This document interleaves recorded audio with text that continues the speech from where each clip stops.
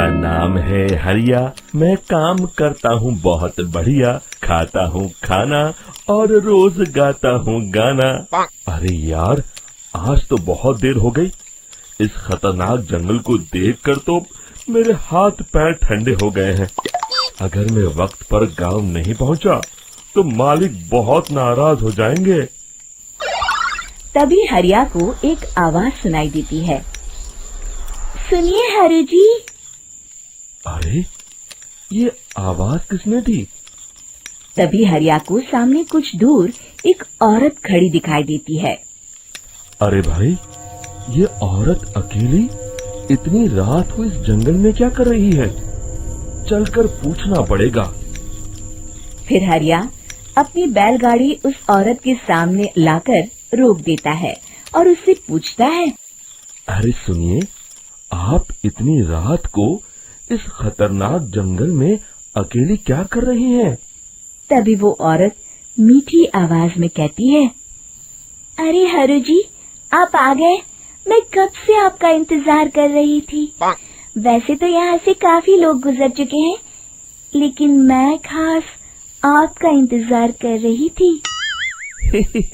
अच्छा, तुम सच कह रही हो? मुझे तो यकीन नहीं हो रहा है। वो क्या है ना, आज तक किसी ने मुझसे इतने प्यार से बात नहीं की। हाँ हाँ हरु जी, मैं सच कह रही हूँ।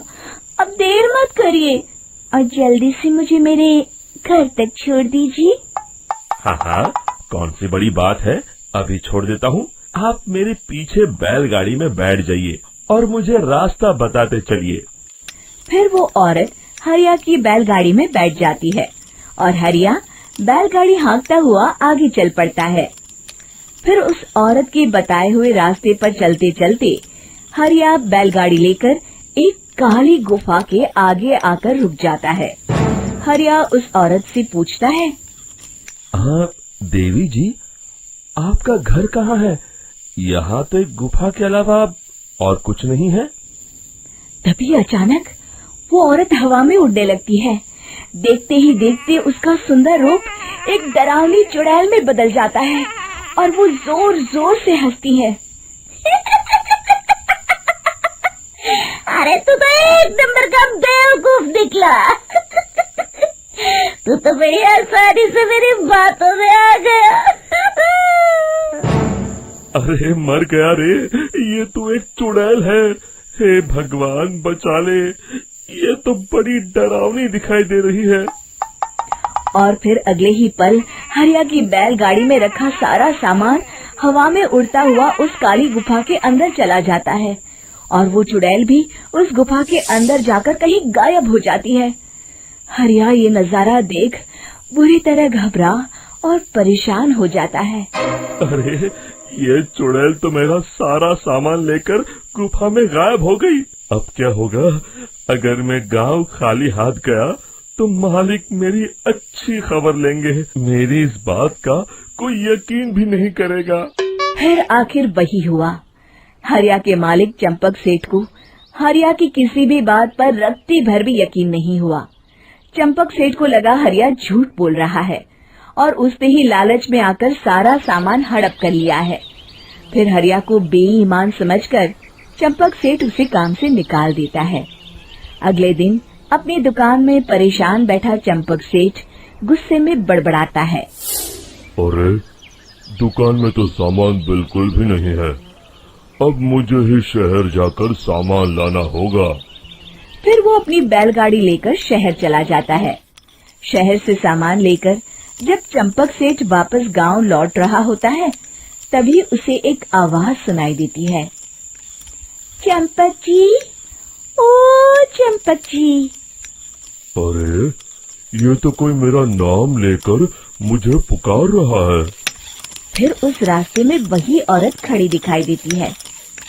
फिर क्या था, हरिया की तरह चंपक सेठ भी उस औरत के पास अपनी बैलगाड़ी लेकर जाता है और वो भी उसकी चिकनी चुपड़ी बातों के मुंह जाल में फंस जाता है। फिर चुड़ैल उसे भी अपनी गुफा तक ले जाती है और उसका सारा सामान लेकर गुफा में गायब हो जाती है। बेचारा चंपक सेठ लाचार होकर खाली हाथ गांव लौट आता है। फिर ये उस जंगल में रोज की बात हो जाती है। जो कोई भी शहर से कुछ लेकर गांव की तरफ लौटता, वो चुड़ैल उसे बेवकूफ बनाकर उसका सारा सामान लेकर गुफा में गायब हो जाती। एक दिन हरिया एक लकड़हारे को उसी जंगल की तरफ जाते हुए देखता है। फिर हरिया उसे रोकते हुए कहता है, अरे भाई, क्यों अपनी मौत को दावत दे रहे हो? मेरी बात मानो, आगे जंगल में मत जाओ, वहाँ एक बड़ी भयानक चुड़ैल रहती है। लकड़हारा हरिया की बातों को नजरअंदाज करते हुए कहता है, अरे भाई, मुझे पहले ही बहुत देर हो चुकी है, मुझे जाने दो भाई। शाम तक लकड़ियाँ काट कर शहर के बाजार में बेचना है। तुम अपनी ये कहानी किसी फुर्सत में बैठे इंसान को सुनाओ, मैं तो चला। इतना कहकर लकड़हारा वहाँ से आगे जंगल की तरफ चला जाता है। फिर अगले दिन गांव के मुखिया के घर के बाहर बहुत सारे लोग जमा हो जाते हैं। तभी हाथ में कुल्हाड़ी लिए खड़ा लकड़हारा कहता है, अरे मुखिया जी, अब आप ही हमें बचाइए उस जंगल वाली चुड़ैल से। हमारा सारा काम तो शहर से ही होता है। अरे मुखिया जी, उस चुड़ैल की वजह से तो मैं पूरी तरह बर्बाद हो गया हूँ। हम सबको मिलकर उस चुड़ैल का कोई इलाज करना पड़ेगा। तभी भीड़ में खड़ा वीरा कहता है, आप लोग चिंता मत करिए, कल से वो चुड़ैल किसी को नहीं लूट पाएगी। मेरे पास एक बहुत अच्छी तरकीब है। तभी चंपक सेठ उसका मजाक उड़ाते हुए कहता है, अरे तेरा नाम वीरा है तो क्या हुआ? तूने अभी उस चुड़ैल को देखा नहीं है? जाकर अपना काम कर, बड़ा आया। तब मुखिया जी कहते हैं, नहीं चंपक सेठ, मुझे लगता है हमें इस लड़के को एक मौका देना चाहिए। फिर सभी गांव वाले मुखिया जी की बातों से सहमत हो जाते हैं और वीरा शाम को एक बैलगाड़ी में कुछ सामान लादकर उस जंगल की ओर चल देता है। वीरा, ओ वीरा, कहाँ जा रहा है?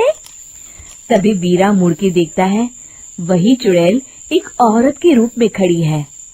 अरे बहन जी, मैं आपको ही ढूंढ रहा था। देखिए, मैं आपके लिए क्या लाया हूँ। अरे वाह, तो खुद मेरे लिए इतना सामान लाया है। तू ही अकेला गांव में समझदार है। जरा देखो, मैं भी खोल के, बड़े भूख लगी है। जैसे ही चुड़ैल उस सामान पर से कपड़ा हटाती है, एक भगवान शिव की तेज रोशनी उसके अंदर मूर्ति से निकलती है और चुड़ैल अपने असली रूप में आकर जलने लगती है। अरे मैं जल रही हूँ, बचाओ! बचाओ! ओम नमः शिवाय, मर गई मैं! देखते ही देखते वो चुड़ैल राख के साथ उड़ जाती है और सभी गांव वाले भी वहां जाते हैं।